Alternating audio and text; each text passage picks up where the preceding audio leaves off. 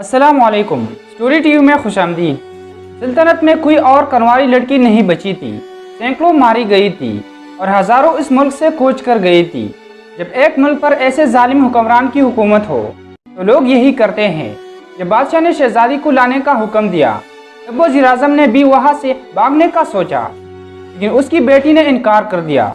वह यही रुक कर इस शैतानी खेल से लड़ने और इसके खात्मे का इरादा रखती थी। वो जानती थी कि वो जवान और कमज़ोर है और उसका कोई हिमायती भी नहीं है।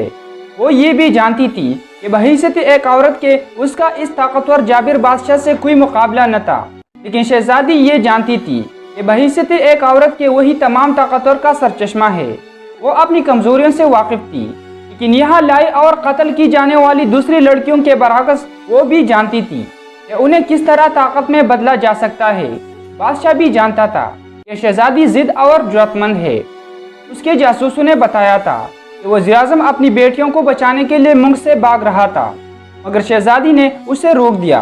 चुनांचे बादशाह ने भी शहजादी को जेर करने के लिए एक दो चालें तैयार कर ले।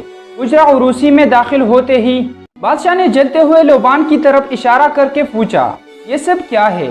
जज्बात की खुशबू। शहजादी ने जवाब दिया, मुझे खून की बू ज्यादा पसंद है। बादशाह ने कमरे का जायजा लेते हुए कहा, यहाँ इतने फूल क्यों सजाए गए हैं? ये चाहत के फूल है आली जां। शहजादी बोली। ये सुनकर बादशाह बागीचे की खिड़की की तरफ गया और उसे खोलकर खड़ा हो गया। वह एक खूंखार शख्स तेज रोशनी में खड़ा तलवार तेज कर रहा था। ये देख रही हो तुम? बादशाह ने पूछा। आज की रात मोहब्बत ने मुझे अंधा कर दिया है आली जां। शहजादी ने कहा, कल सुबह मैं दूसरी बातों पर तवज्जो दूंगी, अब कोई कल नहीं आएगा। बादशाह ने कहा, सूरज बादलों के पीछे भी चमकता है, कल सुबह जरूर आएगी। शहजादी बहुत पुरुम्मीद थी। देखते ही ये कहते हुए बादशाह ने दरवाजा खोला। एक गुलाम ने छोटी सी बोरी कमरे में फेंकी। बोरी के अंदर कोई चीज तकलीफ और गुस्से से चिल्लाने लगी। जैसे ही बोरी का मुंह खोला, उसमें से एक बिल्ली निकलकर खिड़की की तरफ भागी, लेकिन उससे पहले कि वो खिड़की तक पहुंचती, बादशाह ने तलवार के एक ही वार से उसके दो टुकड़े कर दिए। फिर शहजादी के चेहरे के सामने तलवार लहराते हुए बोला, मुझे परेशान किया जाना पसंद नहीं। ये तो एक बिल्ला था। अगर कोई बिल्ली होती तो कभी यूं भागने की कोशिश न करती। शहजादी ने मुस्कुराकर कहा। मुस्कुराहट देखकर बादशाह घबरा गया। उसने तलवार मियाँ में डाली और कमरे के बीच में खड़ा हो गया। काफी देर यूं ही गुजर गई। फिर एक कुर्सी पर बैठकर उसने शहजादी से पानी लाने को कहा। जी हुजूर वाला। ये कहते हुए उसने बादशाह की तरफ पानी का गिलास बढ़ाया।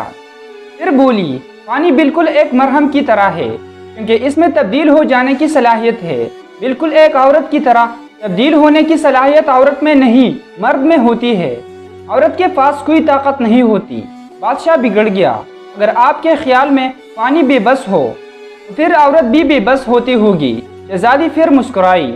उसका सर कलम करने से पहले मैं दो काम जरूर करूँगा।